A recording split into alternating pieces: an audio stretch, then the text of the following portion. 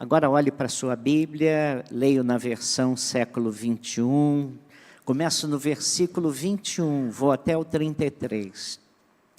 Sujeitando-vos uns aos outros no temor de Cristo. Mulheres, cada uma de vós seja submissa ao marido, assim como ao Senhor, pois o marido é o cabeça da mulher, assim como Cristo é o cabeça da igreja, sendo ele o mesmo o Salvador do corpo. Mas assim como a igreja está sujeita a Cristo, também as mulheres sejam em tudo submissas ao marido. Maridos, cada um de vós ame a sua mulher, assim como Cristo amou a igreja e a si mesmo se entregou por ela, a fim de santificá-la, tendo-a purificada com o lavar da água pela palavra, para apresentá-la a si mesmo como igreja gloriosa, sem mancha, nem ruga, nem qualquer coisa semelhante, mas santa e irrepreensível. Assim o marido deve amar sua mulher como ao próprio corpo. Quem ama sua mulher, ama a si mesmo. Pois ninguém jamais odiou o próprio corpo, antes alimentando e dele cuida, assim também Cristo em relação à igreja. Porque somos membros do seu corpo. Por isso o homem deixará pai e mãe e se unirá à sua mulher, e os dois serão uma só carne. Esse mistério é grande, mas eu me refiro a Cristo e à igreja. Entretanto, também cada um de vós ame sua mulher como a si mesmo, e a mulher respeite o marido. Queira Deus abençoar a sua palavra. Sente-se, deixe sua Bíblia aberta aí, irmãos. Hoje o tema é: mulheres, sujeitem-se aos seus maridos, sejam submissos. Na semana passada, se os irmãos estão lembrados, os que estiveram aqui, o meu tema foi: marido, amai suas mulheres, amem suas mulheres, amai vossas mulheres. E eu falei sobre maridos, porque eu poucas vezes ouvi uma preleção sobre o dever do marido amar sua mulher. E o que me chama a atenção nesse texto é que 3 vezes toda a função do marido é amar, amar e amar. Amar a sua mulher assim como Cristo amou a igreja, amar a sua mulher assim como ama o seu corpo, e amar a sua mulher como se ama.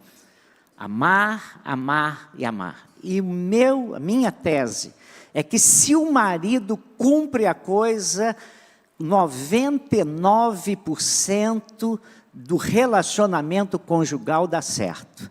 Porque a mulher costuma se inclinar e ser uma pessoa muito especial ao marido a quem ela se sente amada.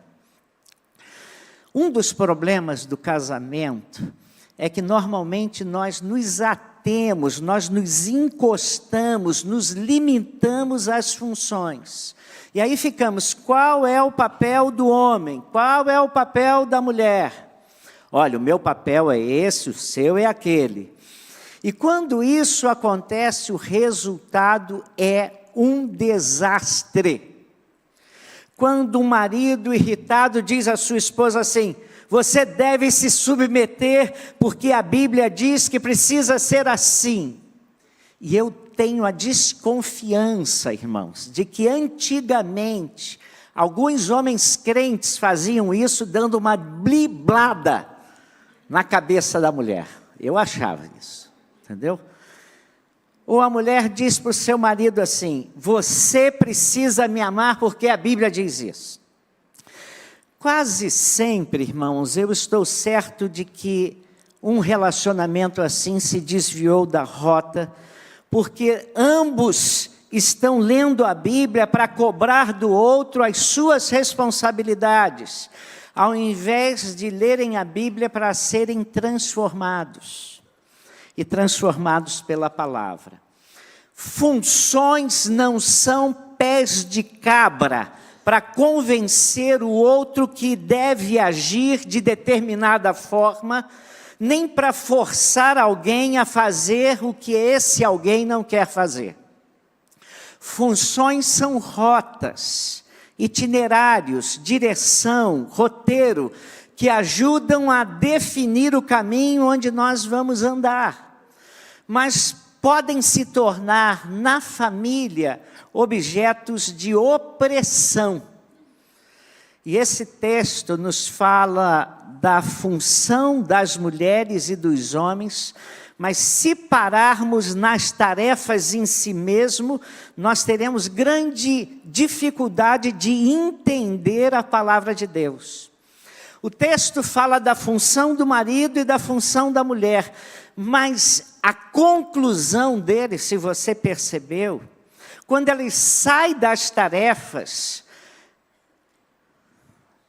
ele fala do segredo do casamento. Grande é este mistério, mas eu me refiro a Cristo e a sua igreja. A minha esposa costuma dizer que casamento é uma loteria. E eu digo para ela sempre, parabéns, você fez a Mega Sena. A palavra mistério, irmãos, vem do grego mysterium, e foi traduzida por Jerônimo na Vulgata Latina como sacramentum. Por essa razão, o casamento é visto pela Igreja Católica Romana como um dos sacramentos. E sacramento, por definição, é um sinal visível de uma graça invisível, irmãos. Mas Paulo, inspirado pelo Espírito Santo, deseja mostrar como o casamento precisa sair das funções. Marido, amai vossas esposas, esposas, sejam submissas aos seus maridos. Grande é este mistério. Eu estava falando do casamento de forma surpreendente, porque ele compara o casamento à união de Cristo com a sua igreja. Você está ligado a Jesus, porque Ele o conquistou na marra, à base da força, ou porque Ele o conquistou com o seu amor, pelo seu sacrifício, pela sua grandeza e ao mesmo tempo pela sua mansidão. Eu tenho certeza que você foi conquistado por Jesus, por causa do seu amor e por causa do seu amor sacrificial e pelo sua dedicação a você. Então há um mistério no casamento muito maior que funções. A Bíblia diz, os dois são um e se tornam uma só carne. Então, esse é até o pressuposto de Jesus contra o divórcio em Mateus 19. E esse texto está na lista dos textos que os pastores não gostam de pregar por serem antipopulares. É mais fácil pregar textos mais fáceis que Juan Carlos Ortiz chamou-os de o Evangelho dos Santos Evangélicos. Nós precisamos pregar textos que não nos tragam problemas. E o termo submissão em si mesmo parece negativo. Irmãos, nós não somos criados, sobretudo nesses dias, para nos submetermos, e sim para nos afirmarmos enquanto pessoas. Então afirmamos nossa dignidade, o nosso valor, principalmente nesses dias de pós-modernidade. Submissão parece induzir as pessoas a um estilo de vida aquém do desejado, aquém do apreciado, da ideia de uma vidinha ruim, da ideia de uma vidinha de segunda classe, da ideia que a mulher não será a protagonista, mas a coadjuvante. Não será a estrela principal, mas um capacho. É mais ou menos assim que as pessoas leem esse texto. Mas eu gosto de lembrar que quando Deus criou a mulher, disse que ela seria uma adjutora, aquela que ajuda. E a palavra ali, pode ser traduzida por escudeira, está em Gênesis 2:18. O homem saía para a batalha, atirava flechas, atacando o inimigo, e precisava de alguém ao seu lado para ser o seu escudeiro, o seu defensor, enquanto ele atacava, para ele não ser golpeado e morto enquanto tentava acertar o inimigo.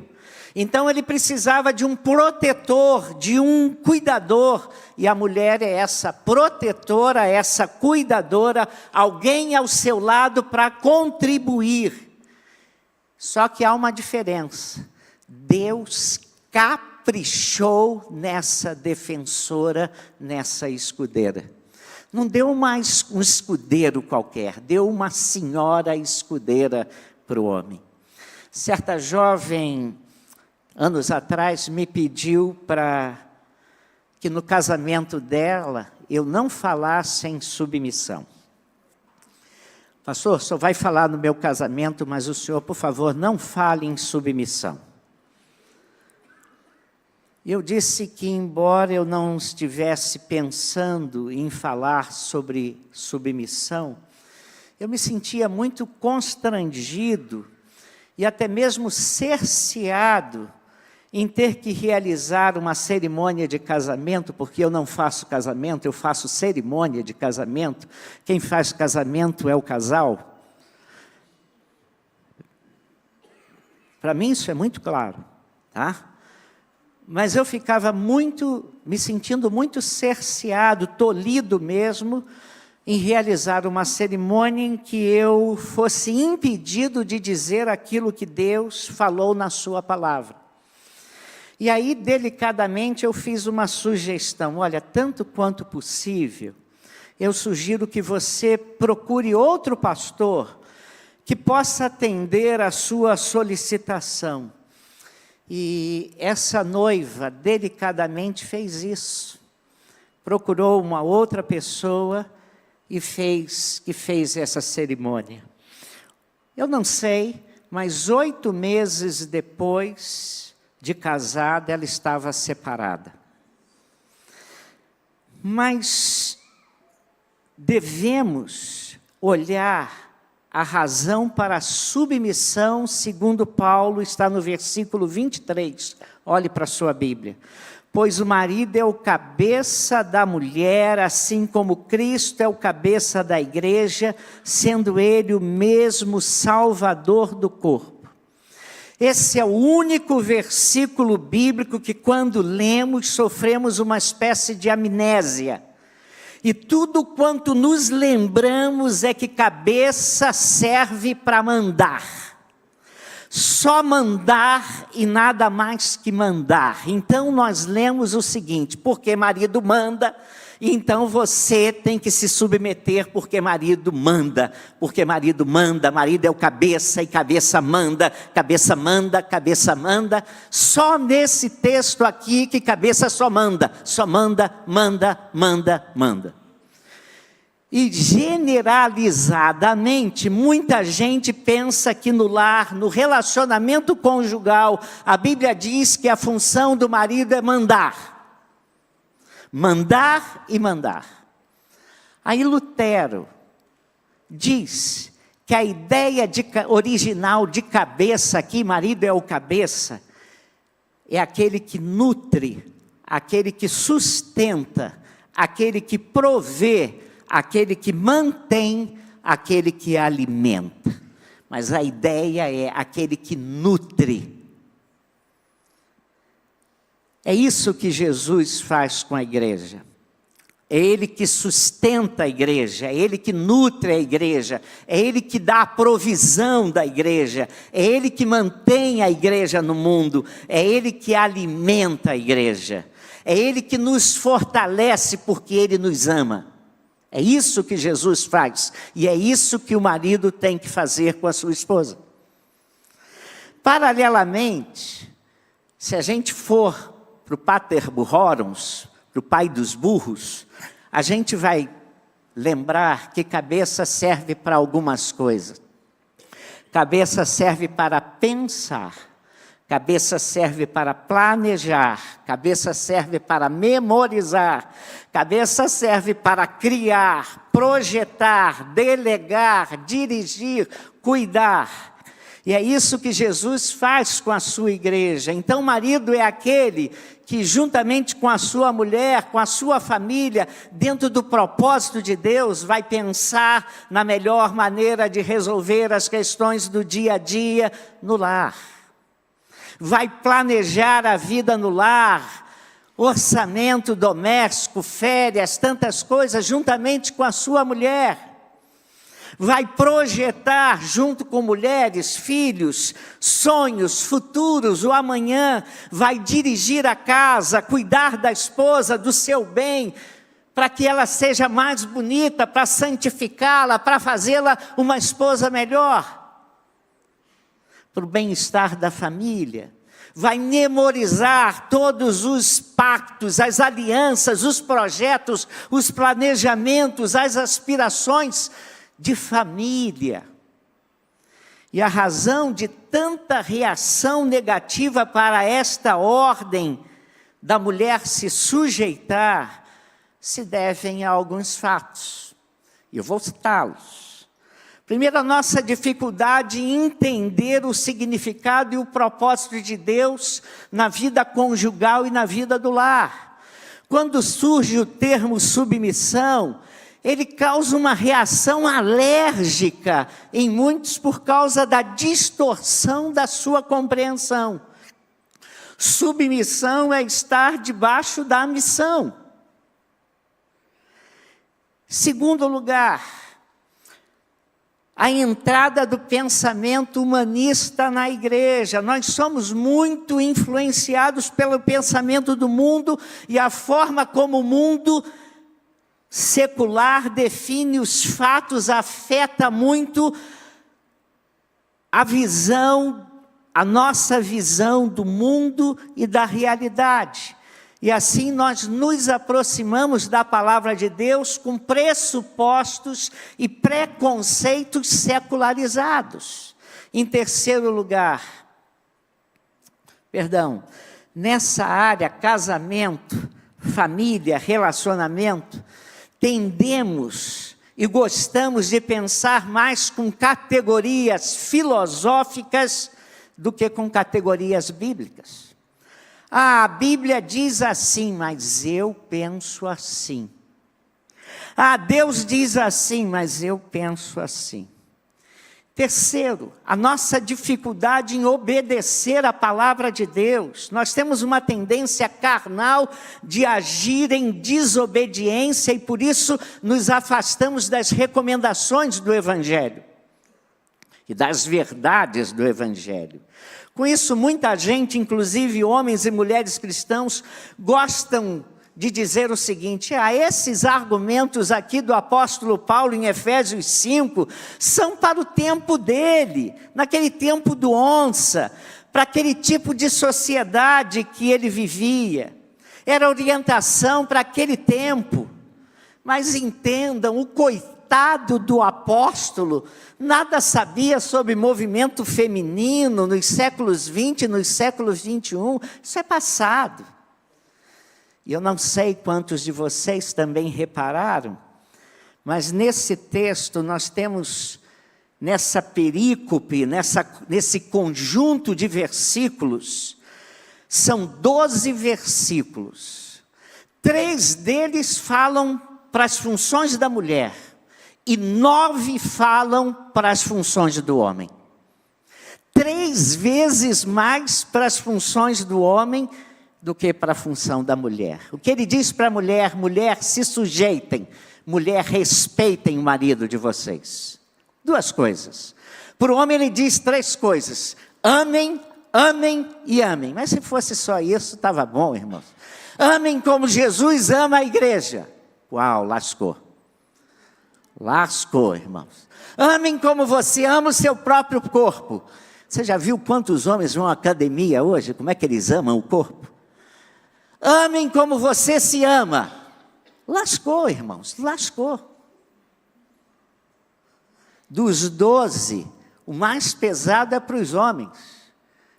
E essa orientação é para casais crentes, tá? É para casais cristãos, tá?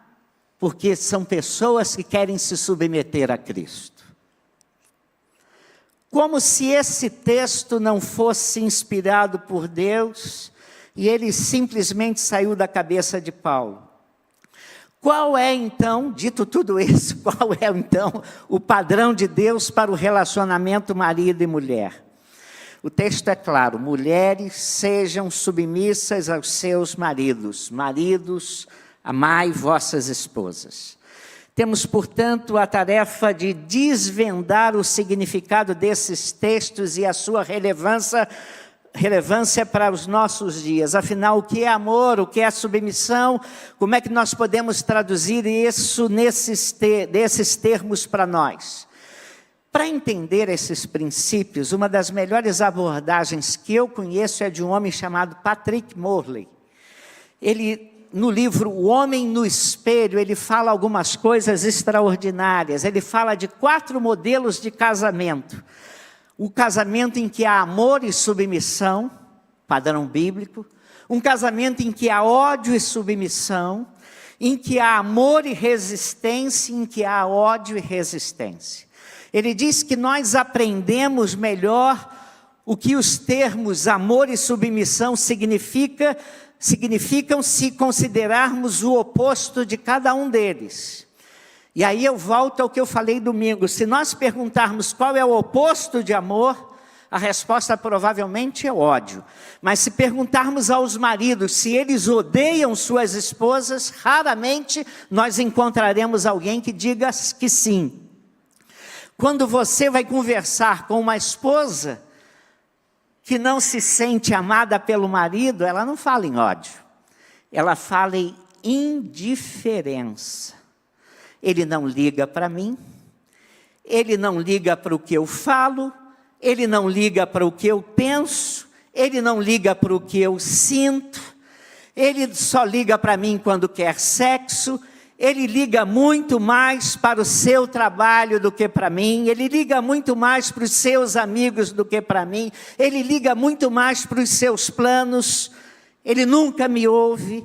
Ele é indiferente quanto a mim. São as reclamações.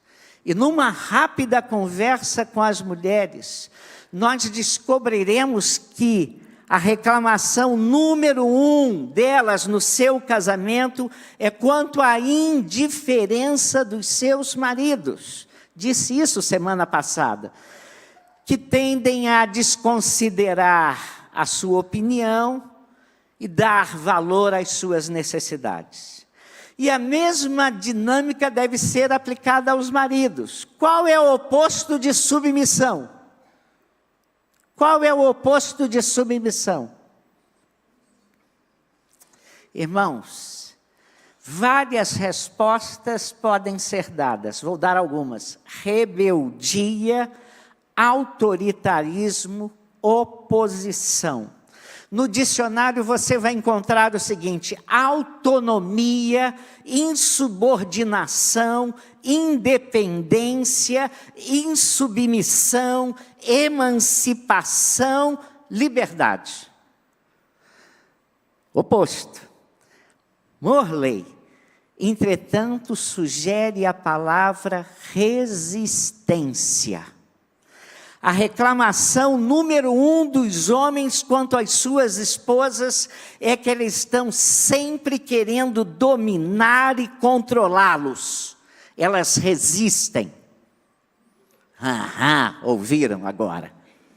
É a mulher que está sempre questionando o marido, está sempre duvidando ou retrucando ou se opondo ou desagradada das suas decisões.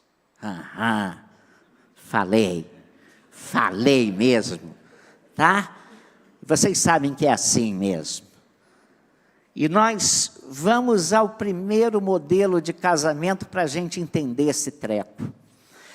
Um modelo de amor e submissão. E esse é o padrão de Deus para o marido e mulher cristãos. Nesse caso, ambos estão interessados em obedecer a Deus e as funções são exercidas dentro de certa normalidade. Infelizmente, nós casais, até cristãos, nós somos feitos de pessoas pecadoras, narcisistas e autocentradas, autoenamoradas, e estamos sempre quebrando os padrões divinos, e por essa razão, nós não nos amamos, nem nos submetemos adequadamente, muitas vezes. Mesmo na Bíblia, os modelos de casamento que nós vemos estão, na sua maioria, muito fora dessa recomendação. Você vai olhar para a Bíblia, os casais da Bíblia, eles estão, todos eles, fora dessa recomendação. O segundo modelo de casamento é ódio versus resistência. Modelo totalmente oposto ao projeto de Deus, que é amor e submissão.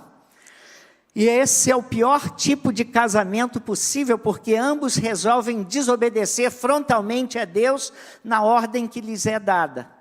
É o que chamamos de modelo disfuncional, problemático, conturbado, desequilibrado, no qual ambos os parceiros são infelizes e ambos persistem no caminho egoísta.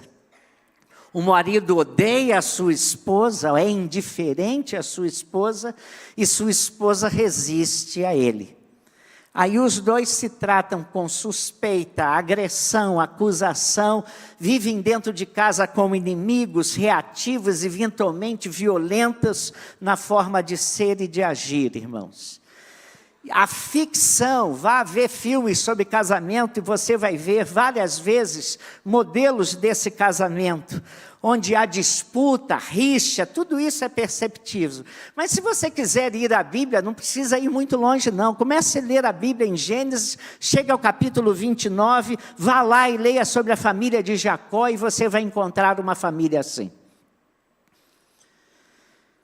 Em alguns casos, a resistência, o ódio é tão absurdo que o casal se destrói. No ódio e na resistência, a esposa questiona o marido e contesta a sua autoridade. Mas o marido, por sua vez, trata a sua esposa com desdém e desconsidera totalmente os seus sentimentos e suas opiniões. E aí a gente encontra animosidade, ou seja, má vontade, aversão, rancor, ressentimento, discussão pra caramba em casa e muita mágoa, irmãos. Mágoa e desrespeito caracterizam esse tipo de casamento. Mas há o terceiro modelo, ódio e submissão. Esse é o tipo de casamento latino-americano. A mulher submissa, compreensiva, tentando equilibrar o lar, tentando equilibrar as ações destemperadas de um marido bipolar e autoritário. E certamente esse tipo de casamento era muito presente nos nossos ancestrais, nos nossos lares do passado, dos nossos pais, dos nossos avós. E esse tipo de casamento levou muitas mulheres a odiarem a ideia de submissão. Elas dizem para si mesmas e para outras: não vou virar capacho do meu marido como foi a minha tia. Falam assim. E nesses casamentos, as mulheres perdem os seus desejos, veem seus sonhos destruídos por causa da atitude de um homem autoritário que não a ama, como a Bíblia diz que deve amá-la.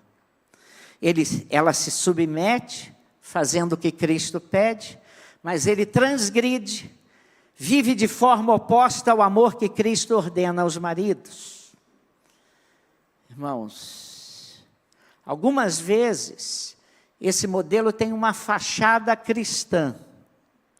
As pessoas se casam pensando que o outro é cristão, mas em poucas semanas de convívio conjugal, elas percebem que não é nada disso.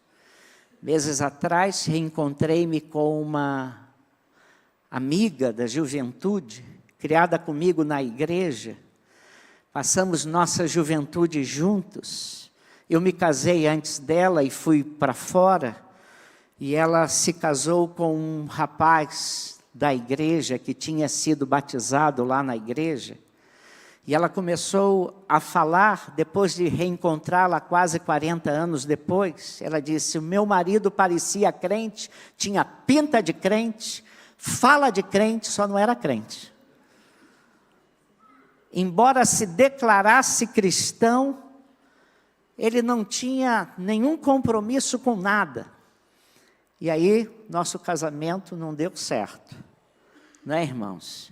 E então, há muita coisa assim, as pessoas se declaram cristãs, mas não há correlação, correspondência, conexão, coligação entre a vida cristã e os pensamentos, e as palavras e as ações dessa pessoa que se diz cristã.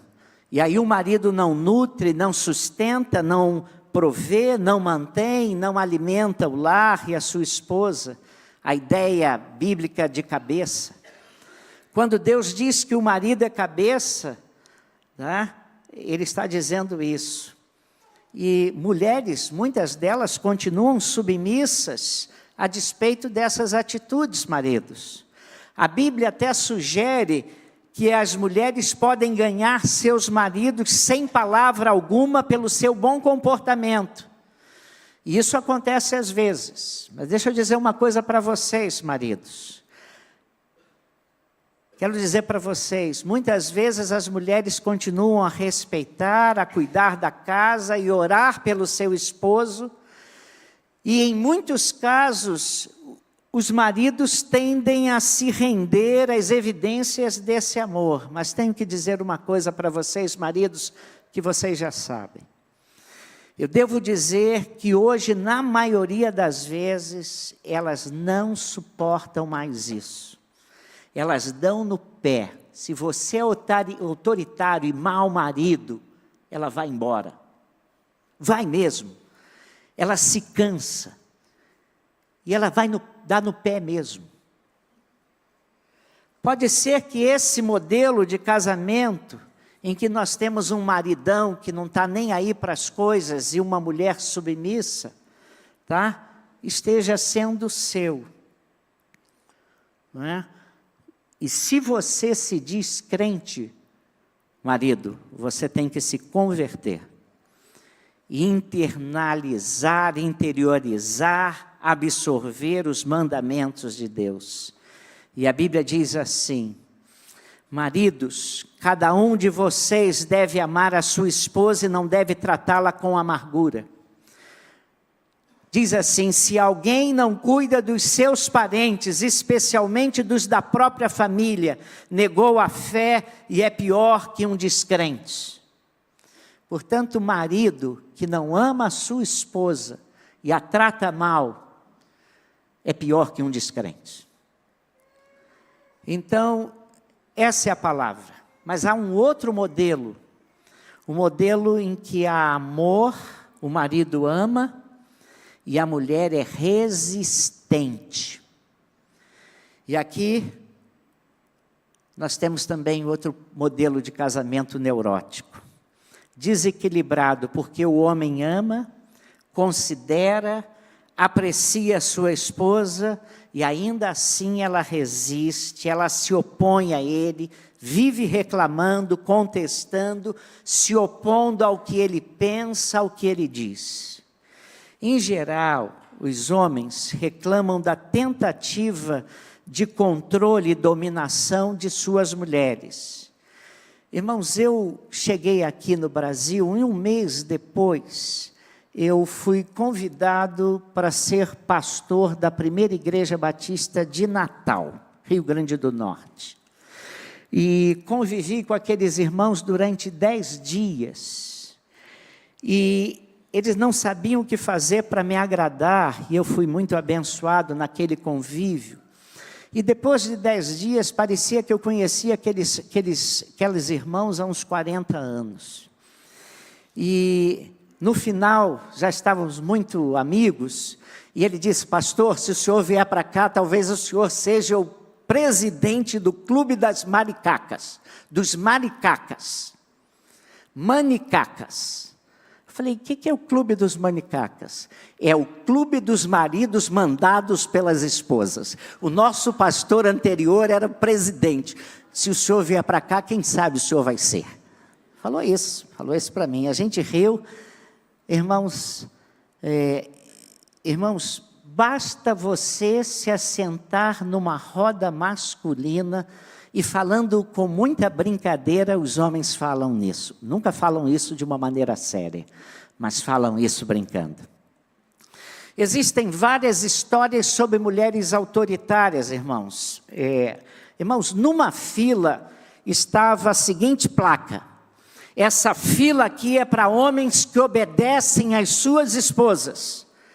E lentamente, centenas de homens foram se alinhando naquela fila, irmãos. Mas havia ao lado uma outra fila que dizia assim: fila para homens que não obedecem às suas esposas. E apenas um homem estava naquela fila. Então alguém chegou curioso e veio indagar, perguntar àquele homem por que só ele estava naquela fila, e ele respondeu assim: olha, eu não sei, a minha esposa me mandou ficar aqui.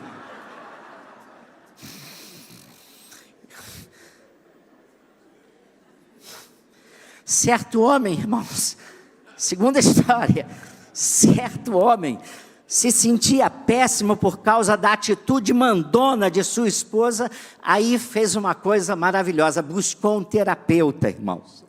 Aí o conselheiro lhe disse o seguinte: rapaz, nenhuma mulher gosta de estar ao lado de um homem fraco, que ele precisava se autenticar lá naquela casa, deixando as coisas claras, dizendo o que ele esperava da sua esposa. E naquele dia, ao retornar para casa, aquele homem veio bem fortão e disse o seguinte: mulher, quero que você faça uma comida diferente hoje, nada daquelas comidinhas diárias, eu estou esperando. E a mulher olhou de forma estranha para ele e disse assim: o que aconteceu com esse cara? E ele respondeu: umas coisinhas mais. De sobremesa quero pudim. E depois do almoço, em vez de ir lavar as vasilhas, quero que você venha esfregar as minhas costas, porque eu vou tomar um banho. A mulher olhou de uma forma estranha, como se tentasse descobrir onde ele queria chegar, e ele continuou: e depois do banho, sabe quem vai me vestir? Aí a mulher disse: essa é muito fácil, o coveiro.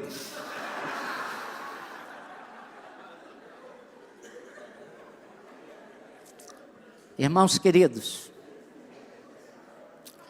o movimento feminista gerou uma síndrome de resistência na mulher, e hoje, infelizmente, a mulher tem se sentido mal em seu papel de esposa e mãe.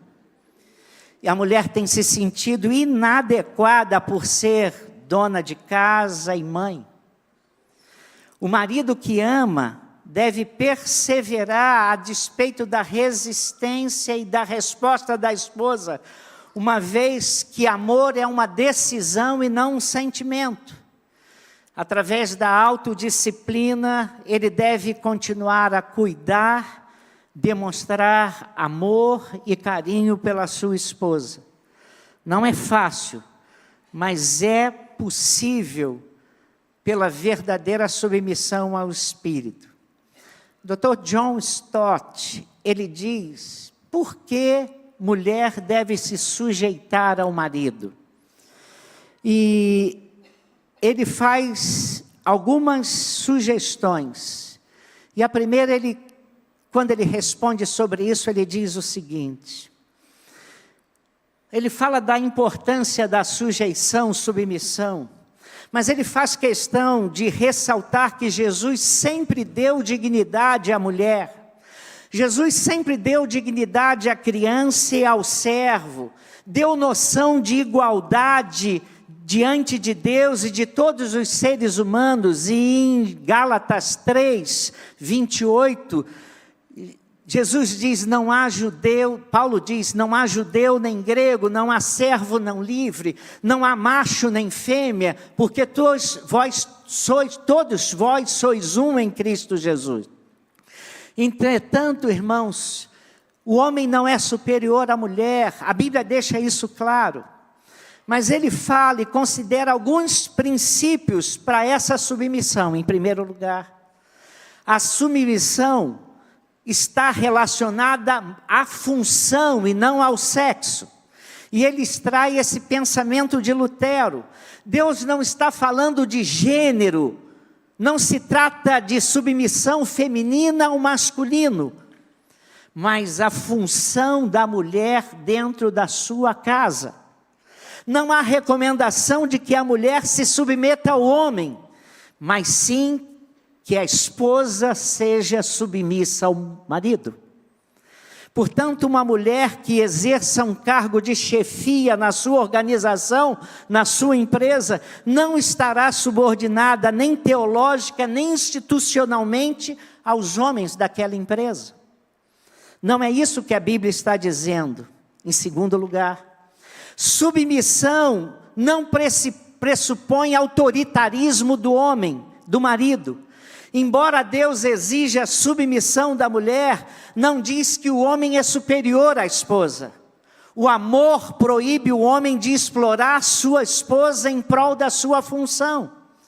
Então a liderança deve ser exercida em amor de tal forma que nunca cause mal-estar por estar sendo executado. Jay Adams faz uma análise interessante disso. Ele diz uma coisa que eu queria que você gravasse, ele diz assim: se alguém abusa da autoridade que Deus lhe deu, por exemplo, ordenando o que Deus proíbe, ou proibindo o que Deus ordena, estará desfazendo do princípio de autoridade existente. Uma vez que nenhuma autoridade é autônoma, antes ela é delegada. Então, se você abusa dessa autoridade, você está se desfazendo desse princípio. Em terceiro lugar, antes de convir ao homem a submissão, a Bíblia diz que isso convém a Deus. Olhe para a sua Bíblia, olha o que diz lá em Colossenses 3,18, as mulheres sejam submissas aos seus maridos como convém ao Senhor. A submissão das mulheres, curiosamente, não interessa aos homens, mas a Deus.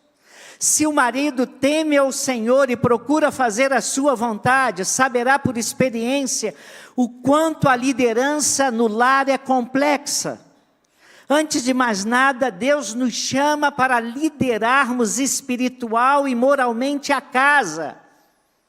E isso exige exemplo.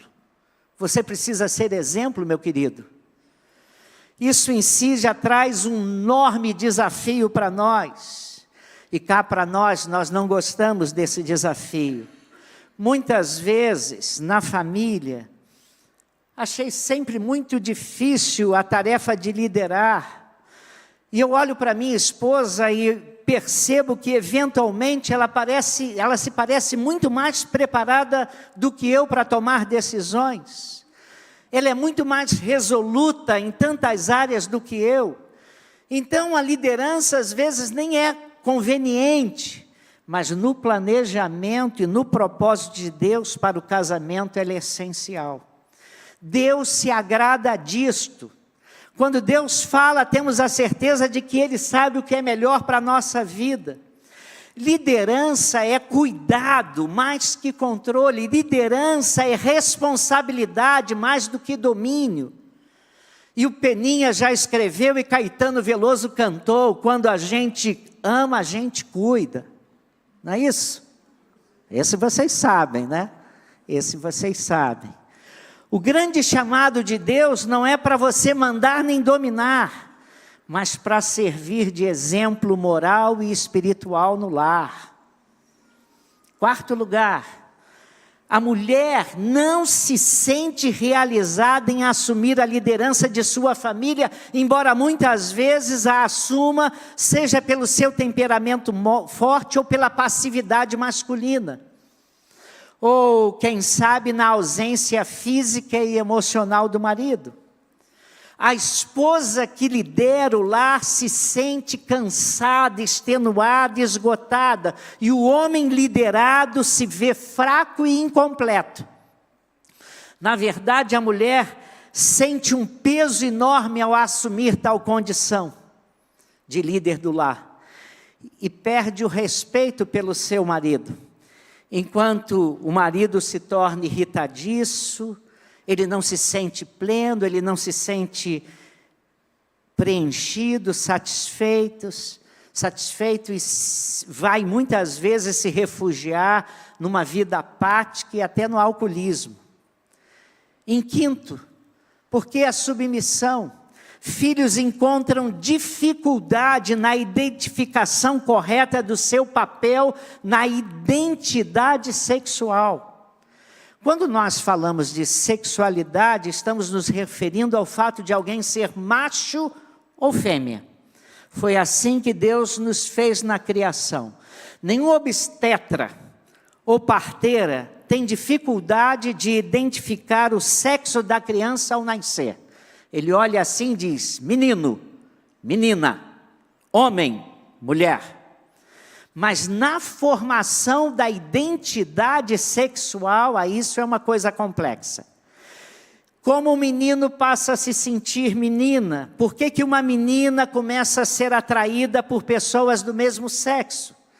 Essas perguntas estão sendo feitas. Para resolver esse dilema, várias teorias têm sido formuladas.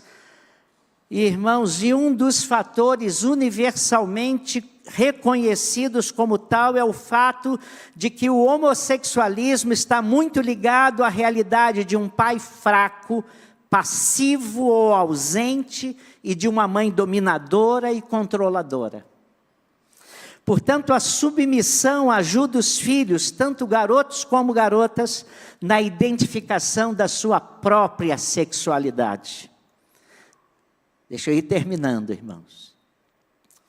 Porque a submissão, sociologicamente, em toda a existência de sociedade, nós encontramos o patriarcado e o domínio dos homens nos relacionamentos entre macho e fêmea. Cita isso John Stott. Os homens nas culturas mais primitivas, que nunca pararam para refletir sobre papéis de homem e de mulheres, lideraram suas tribos, seus clãs e não ao contrário. Portanto, a liderança masculina parece refletir a própria natureza humana. E deixa eu caminhar para o fim. Sétima razão. A submissão encontra suporte fisiológico e não apenas psicológico. Encontra suporte na constituição do homem. O testosterona, hormônio masculino, é, por sua própria genética, mais agressivo que o da mulher e, consequentemente, dominador. Por isso é que o homem possui um instinto maior para a guerra, para a aventura, para a conquista, porque possui um componente biológico que o leva a ir atrás de suas conquistas. E a grande dor de uma mãe, geralmente, é deixar seu filho sair e ir atrás das conquistas dele, das aventuras dele.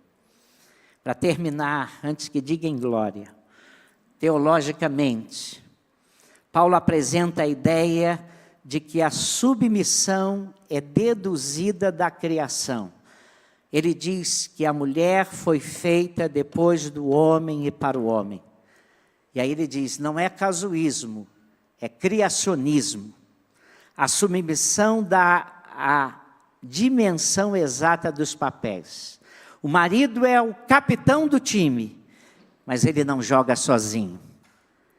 Ele não obtém vitória sozinho, mas de certa forma ele orienta o time.